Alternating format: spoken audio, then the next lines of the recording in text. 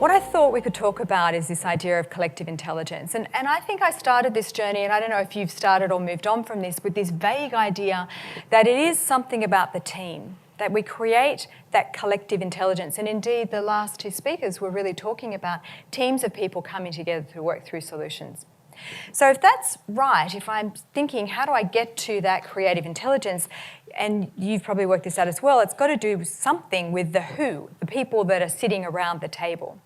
And I started off with this vague idea that it's something about the who, but that who needs to deliver some breadth and depth in their thinking. The breadth, thinking about things as wide as they could, and the depth, sort of quality.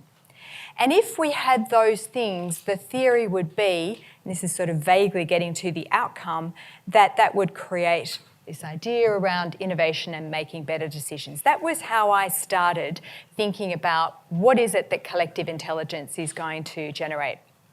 And what I wanted to get to at the end of the day was something a lot more precise than that. Could I actually measure it? Could I replicate it? Could I guide myself, and could I guide others on what you need to have, who you need to have sitting around that table, so that you can make sure that you get the innovation and the better decisions? And when I started looking at it, what I saw was a whole lot of anecdotes, a whole lot of stories around who should be sitting around that table. They were really great stories. You might have heard some of those stories yourself. You might have thought about DNA, for example, the who that was sitting around that table, and how they actually came from very diverse scientific disciplines to create that amazing breakthrough of DNA. So they came from biology, they came from chemistry, they came from physics. And that sort of stuff is what we've talked about in terms of diversity of thinking for quite a long while. It's that idea of cross-disciplinary teams, multifunctional teams. All of these stories lead you to the idea that it's something that there are these big differences between people when we're thinking about who should be sitting around the table. But unfortunately, what they don't do is tell you, well, it's this who. That's the difference that you need to have every time. So if I'm creating a team around me that I genuinely want to have collective intelligence, which of those stories should I lean into? So that was the sort of quest that I went on, and I started thinking about this more than 5 years ago now, and it took me 2 years to write this book. And I was asking other people, and I was reading a whole lot of the research, and I was experimenting as well, putting their ideas. Someone would give me an idea, and I'd go, okay, great, I'll get to use that with a client, and I'd try it on, and I'd know, back to the drawing board again. After that, 2 years and sort of 250 pages, and of course, it's a really great read, let me tell you, if you want to read the full 250, but maybe we'll just fast forward to the outcome. What I found was this. And this builds off some work, a guy called Professor Scott Page out of Michigan University. He's a fantastic guy. And he's just a super nerd. His brain is the size of many of our brains put together, one of those super brains.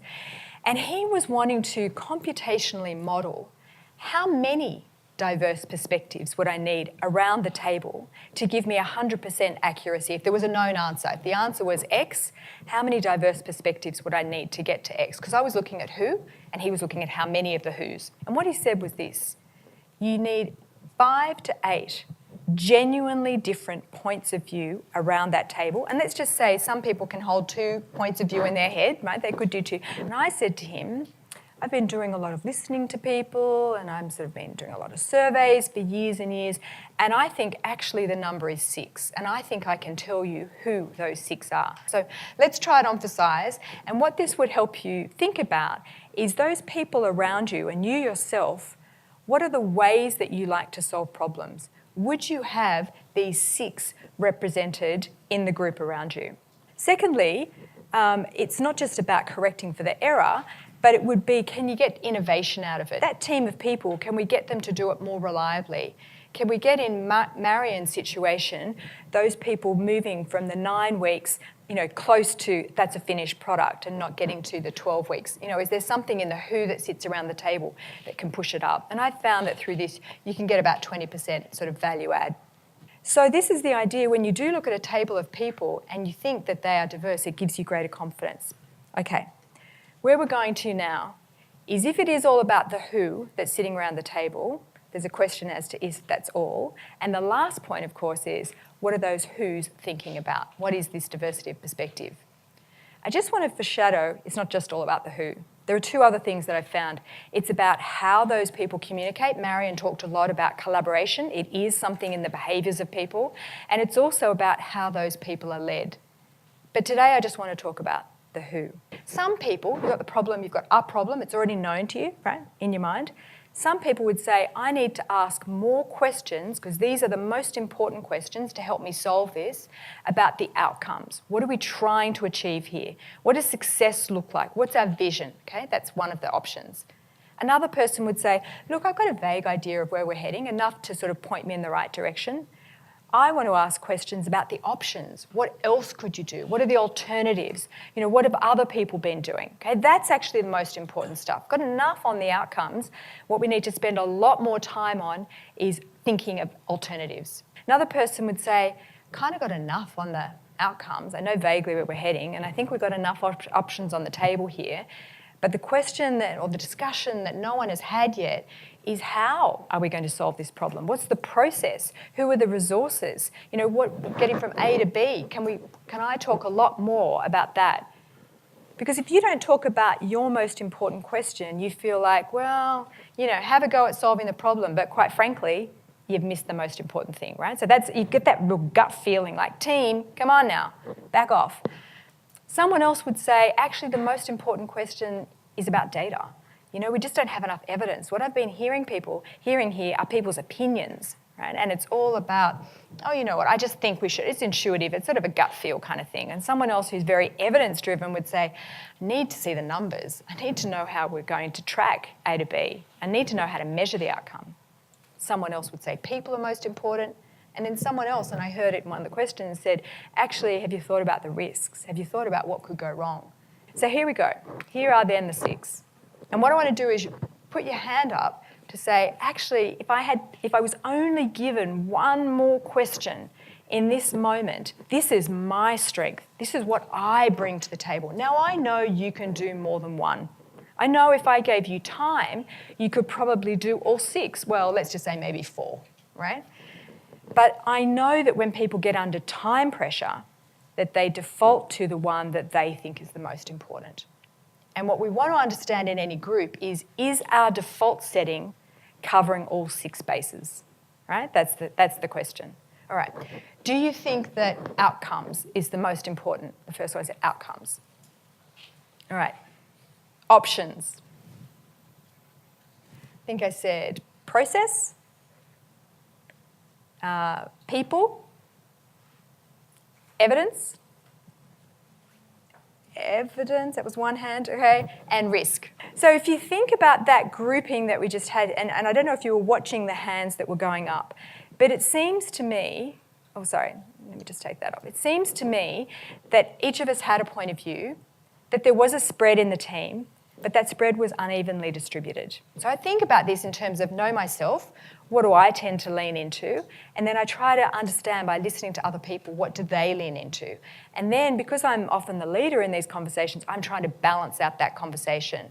So I'm literally checking the amount of time that's devoted to one kind of voice and another kind of voice, and not making sure the voices are all saying the same thing effectively. So I'm trying to rebalance if I understand that there are 6 different ways of looking about problems, and you need all of these to get to 100% accuracy, correct for errors, and get innovations. So then I started thinking about, well, what would be the tactics that people would use? And they need a tactic because, as we've just seen in this group, there's a little bit of an imbalance.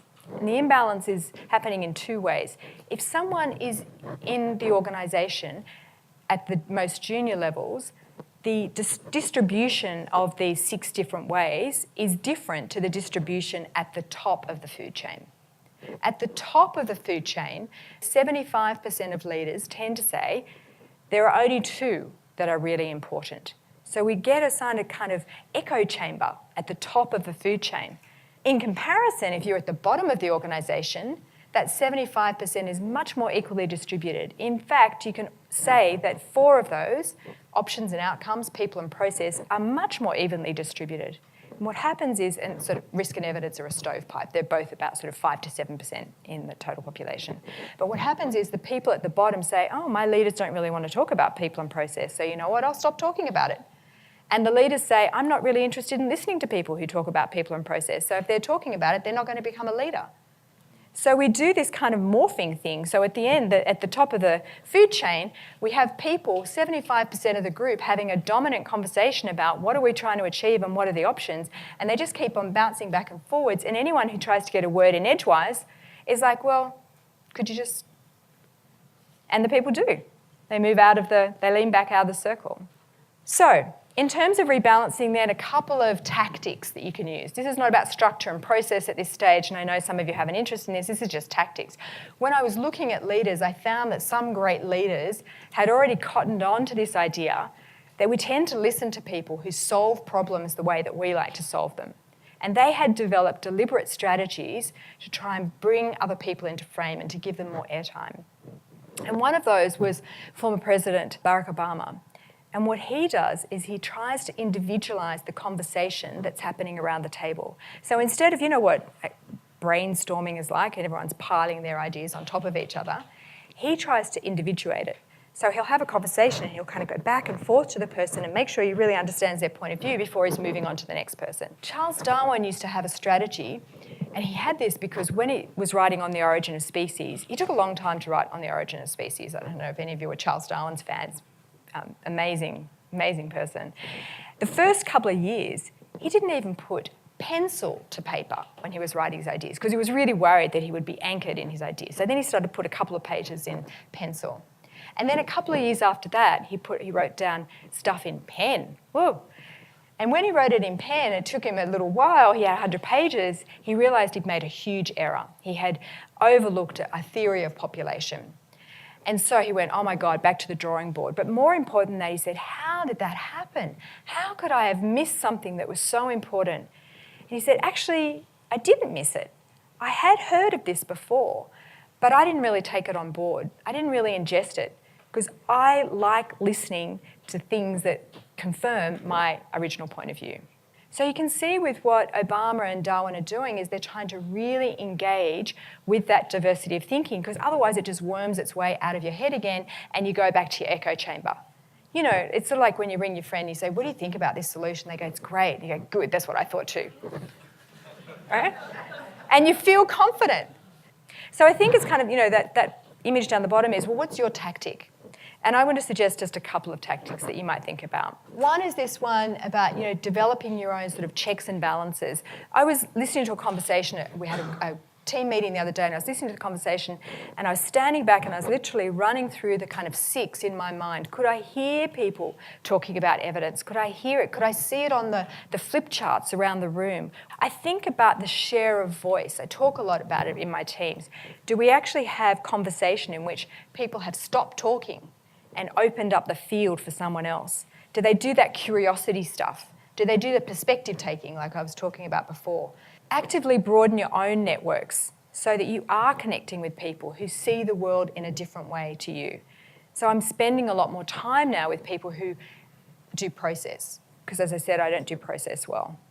And then the last one would be actually develop a mindset of value because I have to confess here, when those people first spoke about process, and there was one guy who was working with me at first, you know what? He just got under my skin. I was just like, enough already, right? It'll be fine on the day. Don't you worry about that. I got the outcome sorted. I know what I'm doing, right? And so he would just get under my skin. And I had to really sit back and go, you know what? That is so disrespectful. And I had to work at valuing him and acknowledging that I wasn't doing that. So you've got to kind of own the value that sits with this and recognise this is going to be uncomfortable. This is going to be hard. This is going to be about changing your behaviours so that you really do genuinely incorporate people's different points of view. Now, this still needs to go into a whole lot of structured processes, and I think we heard some great ones this morning from Marion around the canvas. There's much to do to institutionalise this, but this is just getting us to think, when we've got that group of people around the table, were they effectively clones? Did they think of things just like I like to think about things? It's really taking it down to the individual level and not this sort of big picture stuff. So just to sort of summarise it all for you, when you're thinking about collective intelligence, and this is how I think about it now, you know, 6 years later and 250 pages, I think about who sits around the table. I I think about how those people converse with each other, sort of share a voice. And the last thing for another day, I think about how they're led. You know, is that leader a really inclusive leader? Thank you.